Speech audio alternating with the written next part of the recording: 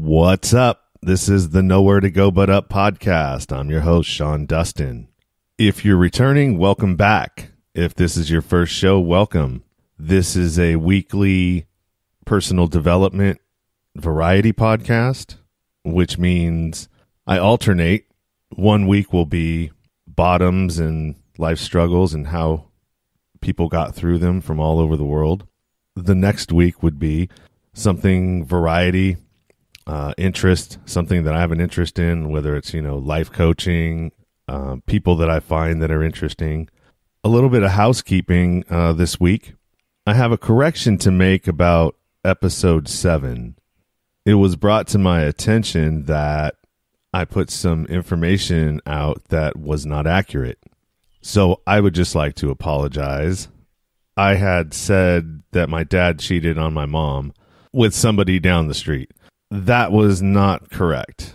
I had just assumed that. I've never asked either about the story or what the circumstances were. I just assumed since he ended up marrying the person down the street that they had met prior to my parents getting a divorce. So apparently I was wrong, and I apologize for putting that information out there. Dad, sorry. Didn't mean to make you seem like an adulterer. There was also another thing that came to light for myself as I was doing an interview with a gentleman, an investigative reporter. So this was an individual that knows about reporting, has been interviewed by real journalists, real people who know what they're doing when it comes to interviewing.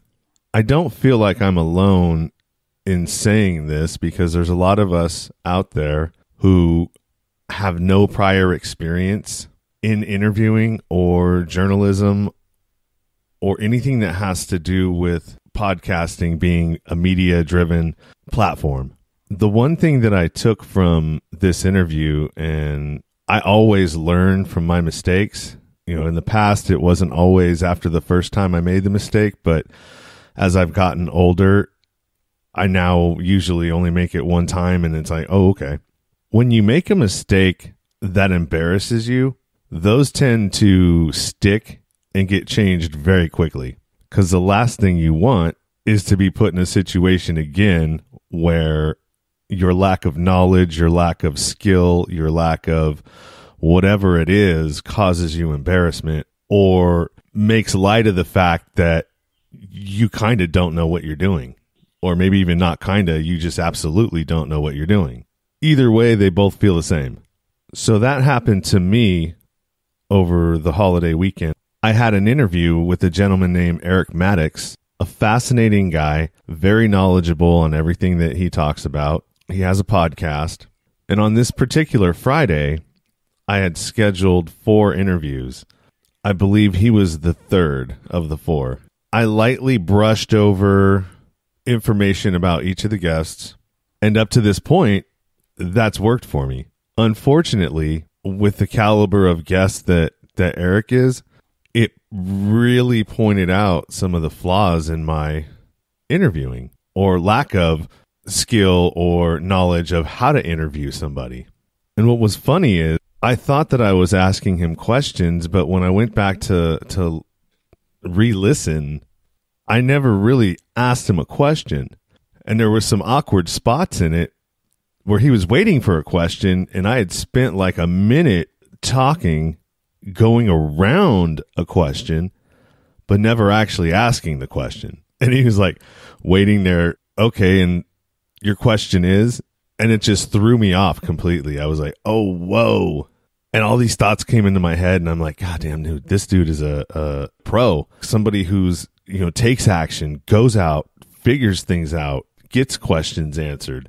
And I'm just a guy who's playing at being an interviewer. I mean, I know I'm not playing at being an interviewer, but that's what it felt like. Like I felt like I was a fraud. I don't feel that way now, but just in the moment, that's how it felt. Sometimes you need to feel that way, because that pointed out in me that, hey, you got a long way to go, buddy. If you're going to try to interview people of this caliber, you need to come prepared. You need to have direct, concise questions written out about what it is that you want to talk about. bottom line is I wasn't prepared as I should have been for what it was that I wanted to do. And I understand now what some of these like journalists and media people are talking about when they get frustrated that just anybody, you know, the point of entry to this thing is if you've got an internet connection, some equipment, and, you know, whatever your hosting fee is, anybody can go out there and start putting information out. So I just want to thank Eric for having patience with me. He was really cool about it, man. He was very helpful. He didn't get frustrated with me. He just stayed calm, very professional. And yeah, thank you, man, because I definitely took all of your advice and everything you had to say to heart. I'm trying to apply it going forward. And this is Eric Maddox. He is the host of the Latitude Adjustment podcast. And I suggest taking a listen if you really want to know what's happening in some of these places around the world where mainstream media is not picking up these stories of genocides and other horrible things that are happening in different areas of the world. This guy is actually going out talking to people that live in the areas and getting their takes from that part of the world wherever they are. So give it a listen, go subscribe, rate, review it, whatever you need to do. I'm a fan of Eric now. I've started listening to his podcast, and I'm going to listen to it till I finish it. So this week is a milestone, a small milestone here for the Nowhere to Go But Up podcast show. This is episode 10. Today I'll be talking to Kristin Marie. I came across Kristin. She has a podcast called Three Dumb Blondes, and I friend requested her because, when I see another podcast out there on social media, I'll usually request them and start following them. Then I noticed some posts that she was putting up, and one grabbed my attention in particular. There was a post that she put up from her boyfriend, and I guess he had passed away. I didn't know the whole story at the time, but he had passed away.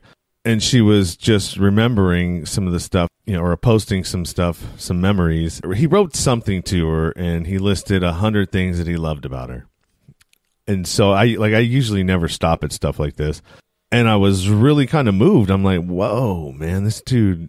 I mean, it wasn't like random dumb stuff that he loved about her. I mean, it was like real specific, and there was a bunch of real specific things. So like he really loved her, because in order to do that, sit down and take that kind of time and be that kind of a romantic person, there's not a whole lot of them left out there. I'm definitely not one. But it doesn't mean that I can't appreciate somebody else that is. So yeah, it kind of moved me. And so I was like, I wanted to know a little bit more about her and what happened. And so that's what this next guest is all about. So let's welcome Kristin Marie. Yeah, we were interviewing an astrologist. Yeah, astrology is kind of a trip. I remember I would read stuff about my sign. It was kind of general, but I mean, it was all sort of traits that I had. So I mean, I don't know. I never really went any further than that, but it was kind of interesting. Yeah, it's a lot goes into it, I guess. It doesn't just depend on your sign. Time you were born and all these other factors that go into it. I learned a lot today. I didn't know anything about it. Then you're doing it right. Yeah, I agree. Kind of life, if you're evolving every day and you're a better person than you were the day before, then you're doing this thing right. But if you're staying stagnant, exactly. Yeah, you're staying stagnant and not growing, then you're just, why are you here? Yep. And being, starting this podcast, we've been really, we're really new. You are too, right? Yeah. We haven't been doing it too long. It's still, even though we're so new, it's opened us up to a lot of stuff. We interviewed a psychic medium, we're interviewing a tarot card reader soon. Different things. We've interviewed different people, in our area, just cosmetologists and, all kinds of stuff. So we've, met a lot of people already. It's been really fun. Yeah, it's cool. It's actually, my personal opinion is I think podcasts are going to change the world because it's connecting people.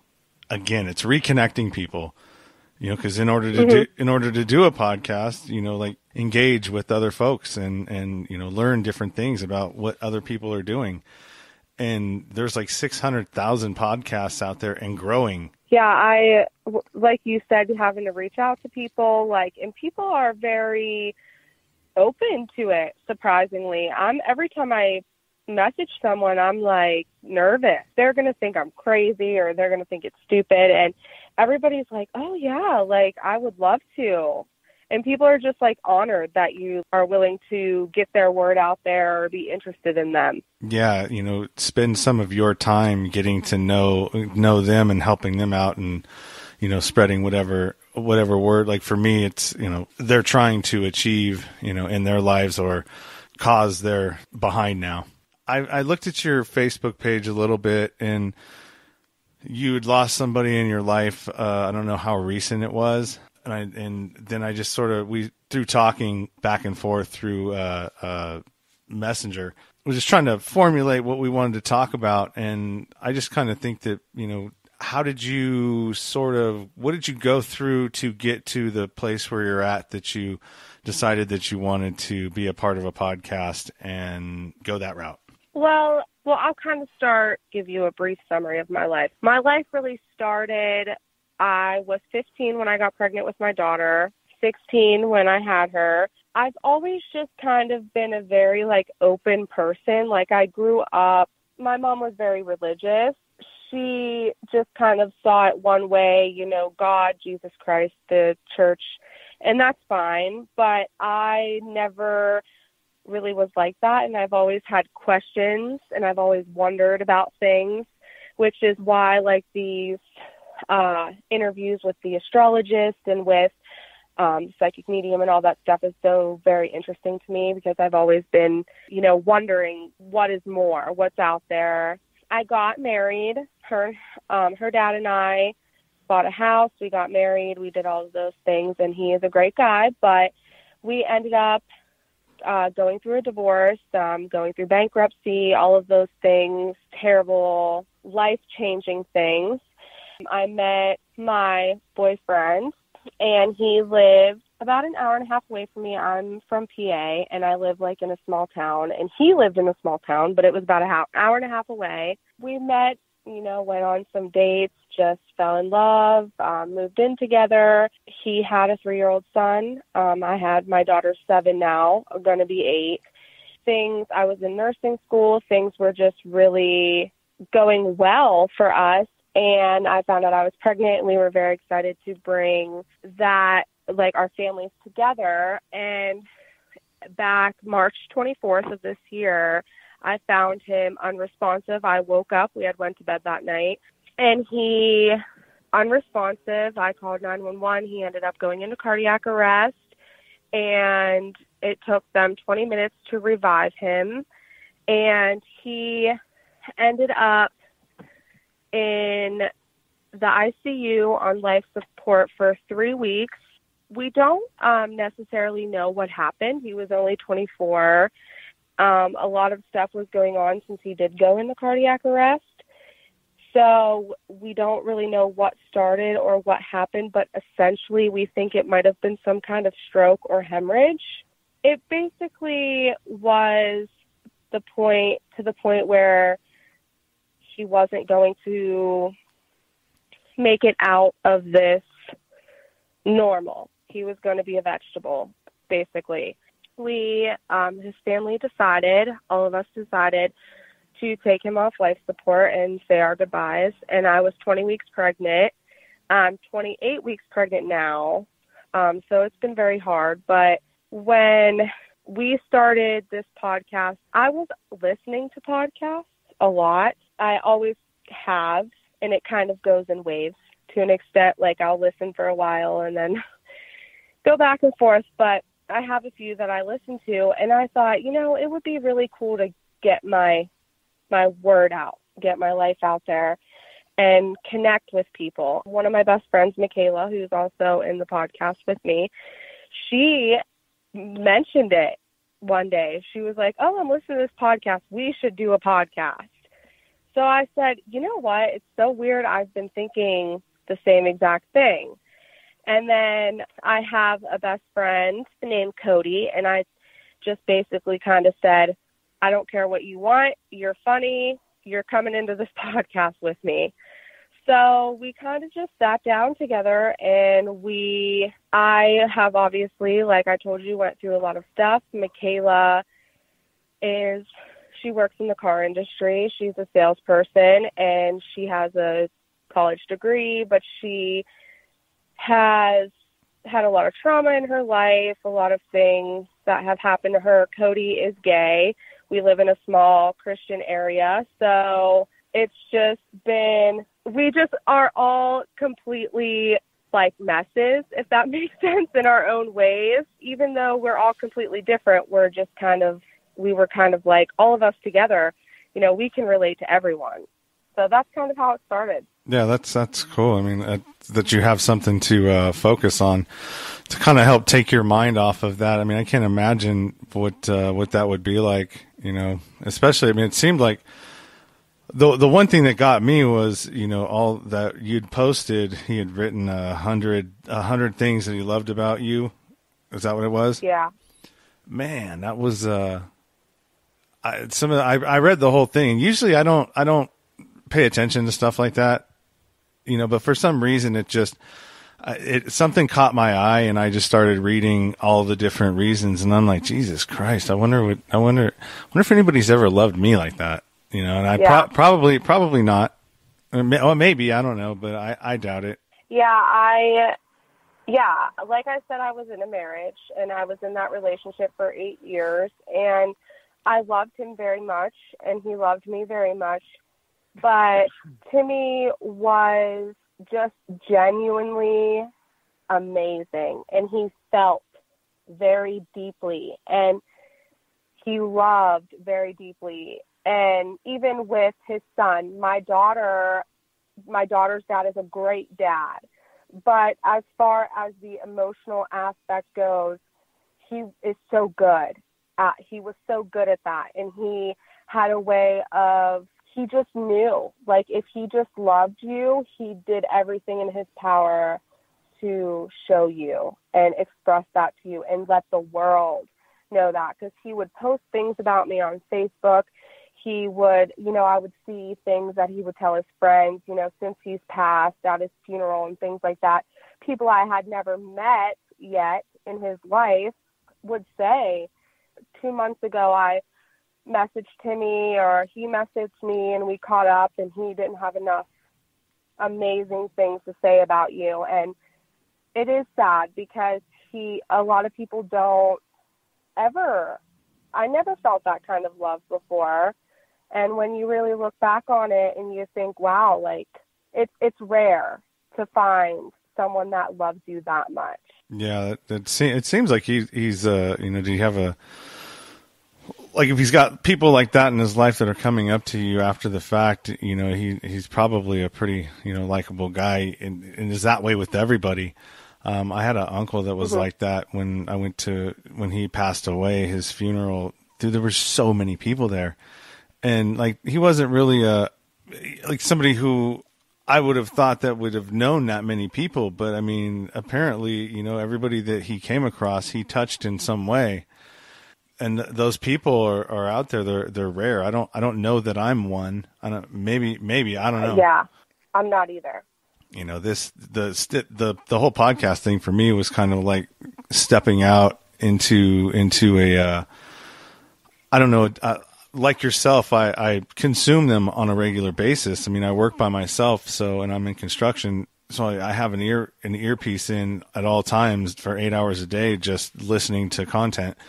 They're amazing to me. You'll hear me say it over and over and over again on my podcast. It's such an intimate experience, especially with the earpiece, because you're not really passively listening now. You're 100% fully engaged, and it's in your head. So you're experiencing it in a completely different way. And they're life changing. I think podcasts are going to change the world. I really do. Well, like you said, I kind of am not really that likable person either. And it's kind of funny because I think all the time, if Timmy would have started a podcast, it would have just skyrocketed. It would have been amazing. He would have had such a following because that's how he was. He was very likable. like you said, with your uncle, very, very likable, and he touched everyone. And I'm not so much like that. I'm trying to be. That's kind of where I'm at, too, with the podcast, trying to get myself out there, trying to open myself up more and see more things, experience more things. Yeah, and you can connect with people all over the place. I mean, I've talked to some people from Australia who before I probably never would have even had a reason to talk to somebody from Australia. So it's connect. Yeah, I haven't talked to anyone. Mostly it's just been local so far. But I'm actually talking to someone very soon from, oh my gosh, where does she live? I want to say New Jersey or something. So not that far away, but we've discussed talking on the phone and stuff like that. And it was just out of curiosity. I researched, I don't know if you've ever heard of past life regression, but we have been really talking about that a lot, which is kind of goes into the psychic and the astrology type of thing. And I found someone randomly on Instagram, and I just reached out to her because I thought, you know what, why not? And we're setting something up for that. And I would have never had a reason. I wouldn't have even known what a past life regression was if I wouldn't have started this podcast. It does. You talk to people you never would have before. Yeah, I think Instagram's a really good way because you can get a gist for what somebody's about or what their message is on Instagram through all their pictures and their story.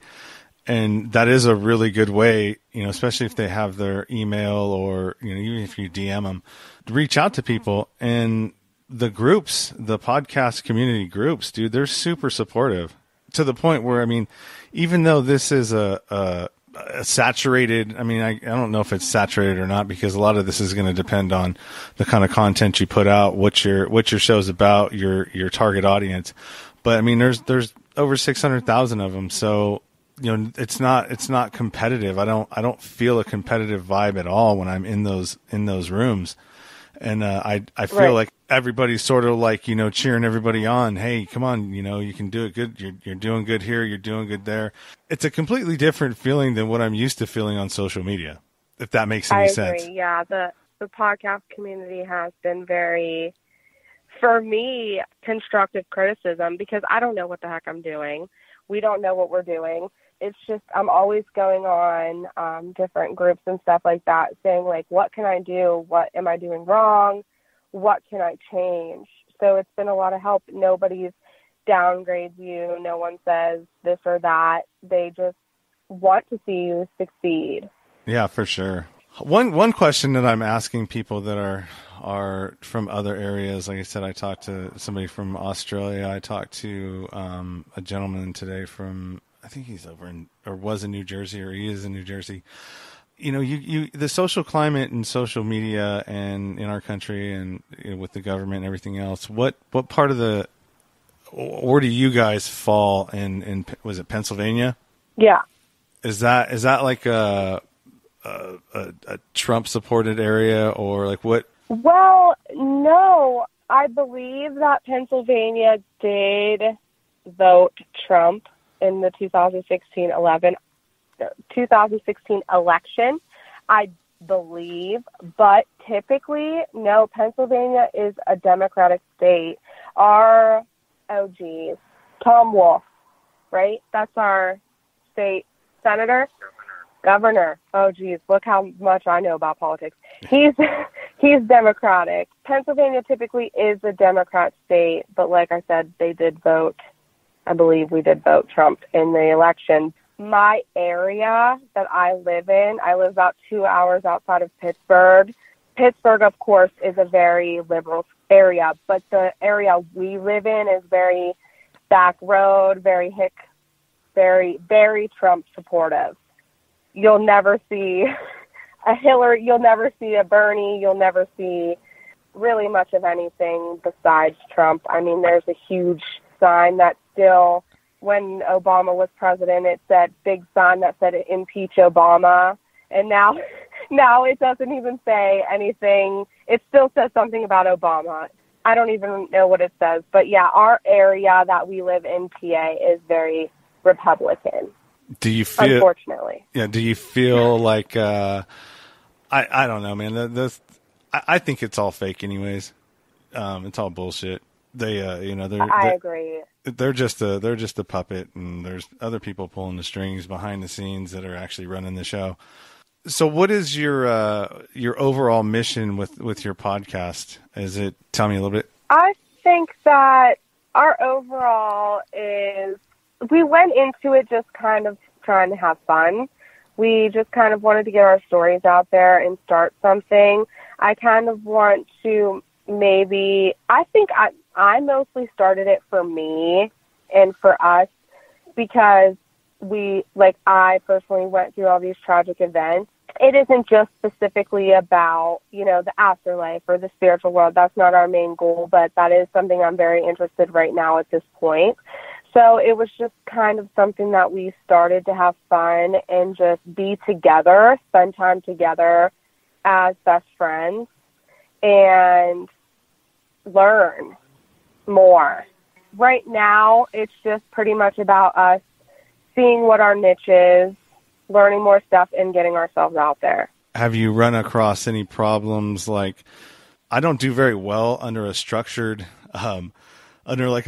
type environment where I'm having to, read off of a format or follow a format, because I'm sort of all over the damn place sometimes. And I like conversations sort of to, take on a life of their own.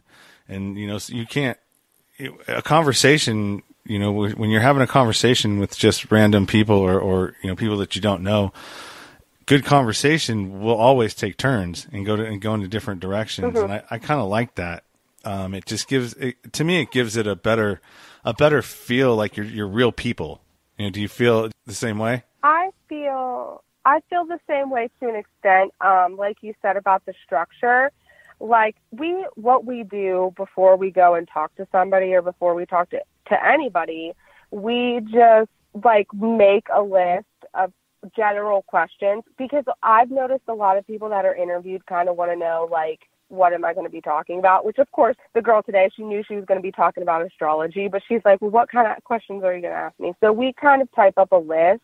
I like that the conversation, we never get to all the questions, or the questions, some of them will already be answered throughout without even being asked. And I like the conversation to just go wherever, like you said. But for me personally, I hate being the one being interviewed, because I'm not quick-witted. I kind of don't come up with stuff at the top of my head. So I'm like, oh my gosh, I hope I don't say something wrong, or I hope I don't.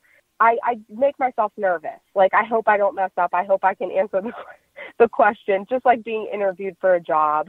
The stress of what if they ask me something and then I don't know what to say? I kind of am both. Yeah, I know what you're talking about. Mine was like, God, I hope I don't sound stupid. Yeah. The funny part about doing these, well, not funny really, but just with the Skype, sometimes there's a delay, and you have to leave a little bit of a pause so you guys don't, you're not tripping over each other. Yeah, you don't want it to be awkward. I feel that way a lot. All right, so you got anything else you want to chat about or plug? Your social media? Well, I think anyone would like to follow us, we're on Facebook, 3 Dumb Blondes. Our Instagram and our Twitter is at 3 Dumb Blondes 3, because apparently 3 Dumb Blondes was already taken. But besides that, I just want to thank you so much for talking to me and caring to check out my Facebook, because we are Facebook friends. So you really have read my posts. Yeah, I did. I wanted to have something to come armed with, but like I said, it kind of touched me, and forced me to think about things in a different way for myself, and I think this is what this whole, social media is not a bad thing. It can be used in bad ways, and I think it has bad effects on certain things, but it's connecting everybody, and I think that the powers that be and the social engineers out there had no idea the impact that this was going to have on the world. and, you know, having access to information immediately. So, you know, the population can't be fooled anymore. Yeah. Well, you saw your kids today, right? Yeah. How old are they? I have one daughter who's almost 2 years old. Oh. Yeah, and so it's so sweet. Yeah, I'm having so much fun with her. She's at that age right now where you're seeing her personality start to come alive, and like what it's going to be like, and it's just cool. I think it's the greatest thing to be a part of that. You know, she's going to be able to get a little bit of my personality and a little bit of, you know, her mom's personality. We're not together, but I live like 5 minutes down the road, so I'm so close, and I see her every day for at least, you know, 2 to 3 hours. So I'm not missing out on much. Oh, well, that's so sweet. I just kind of I love kids, so I just wanted to ask you a question for a change. Yeah. Fire away, man. If you have any other questions for me, that's cool too, because we're at 27 minutes, and you know we can shoot off another 3 minutes to make it a full half hour. Where are you from? California? Yeah, California. I live in the Bay Area, the Eastern Bay Area, so I'm out by the Delta. Are you anywhere near the beach? Close to the beach. Well, it depends on what kind of beach. The Delta has a beach. I mean, it's not that kind of a beach, but there's beach areas out there that usually, you know, are partied on the weekends when it's hot. I'm not too far from San Francisco. I mean, I work in the city and in Oakland, so I mean, we're probably about an hour away from any kind of beach. I can't even imagine. Like, I'm from a very small area, and like even going to Pittsburgh for me I feel like I was more meant to be in like a city. I'm definitely not a back road girl, but like it's very overwhelming. Like I can't imagine even being in San Francisco. Like it'd be a whole different world for me. Probably because I'm a little bit jaded because of traffic, and just when you're in a big city like that, people are so concerned with what they're doing. Nobody's really paying attention to anybody else, and people are rude. Like when I went to Texas at one point, and I stopped off at a Waffle House, and I think it was in Amarillo, and the people were so friendly. I just couldn't believe how friendly people are everywhere else besides California. Mm-hmm. And that's kind of what I miss.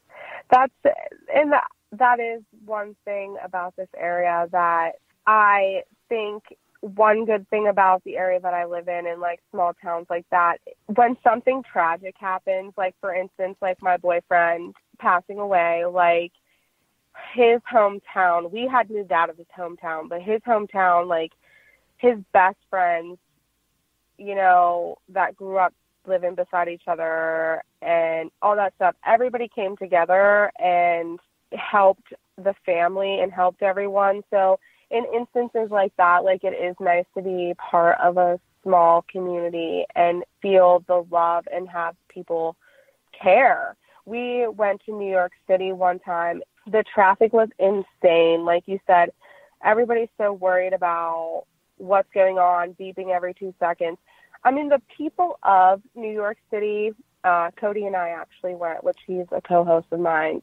We went together, and the people, when you're actually out, the people out walking were so nice, and they could tell like we had no idea what we're doing, so they're stopping us at every corner. Do you know where you're going? Where do you need us to help you? But as far as like traffic and the people in the cars, like it was just insane. I mean, it took us like an hour to get like 4 blocks.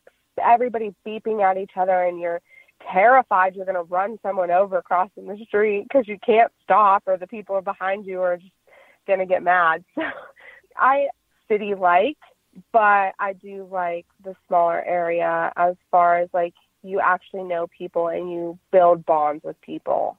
Yeah, like I've lived in apartments out here where I literally don't know any of my neighbors. For the whole duration of the time that I've lived there, I don't know any of my neighbors and who they are. And I don't think that we're meant to be solitary like that. You know, we're meant to be in communities of some sort. You know, why do you think the Facebook groups are so popular? they're micro communities of people that are supportive of one another, and you can go out there and, you can put whatever it is you need to put out there, answer or question, and you get an answer, or you get some support, or whatever it is that you're looking for. We're at a great time in the world where, everything is at our access. If we just learn how to harness that and use it in the right ways and stop, fighting, not us fighting, but stop letting the powers that be pit us against each other. So we're fighting amongst one another online or anywhere. I mean, it's all noise. There's much more important things out there to be doing and figuring out. And these little conflicts and constructs that are being formed, and that's just all craziness, all silliness, man. Yeah, I completely agree. And it's super expensive out here too. I mean, for one, I never really thought that I would ever have a job where I broke $100,000 a year. I never thought either that I would still be in poverty, damn near, with making low $100,000 a year job. So, I mean, the taxes out here are crazy. I've heard. I've never been there or anything, but I have heard. How much is your gas right now? I'm gonna say no, it's like 436. I think I filled up for diesel. We are at a gas station right now, and it is $2.93 here. Well, we have the special summer blend. Oh, yeah. That summer blend that they need to specially make for California, so we're not in violation of whatever new fucking regulation they got this week. We actually are pretty high too, from my understanding. My grandma lives in Ohio, and we have a 50 cent. I mean, don't quote me on this. Like I said, not a political person at all. We have 50 cents tax on our gas here in PA. So something like that. Might not be 50 cents. But my grandma's always, like I said, she lives in Ohio. I think they're at $2.20 or something like that. We're actually pretty high. So can't even imagine paying what you're paying. Have you guys experienced any crazy weather this year out there? Crazy weather? Yeah. Like out of the ordinary, then, because you know how it goes, weather patterns, well, this is a really dry year, or this was a really weird, weather year that we're having over on this side where it's still pretty cold. I mean, it's windy right now. And we'll have a hot day here, and then we'll have another week of windy, cold, colder weather. It's just been a strange weather year. I would say no. Last year we had tornadoes last year, which I don't remember much happening, me growing up, but we had a lot of tornadoes last year. This year, I would say, is pretty normal compared to what we should be experiencing, but it's been rain, lots of rain, but that's typical for this time of year. So, all right, well, it was good talking to you, Kristin, and good luck with your podcast. And I'll probably reach out to you a little bit later and get your social media links and stuff that I can put in the show notes. Okay, thank you so much.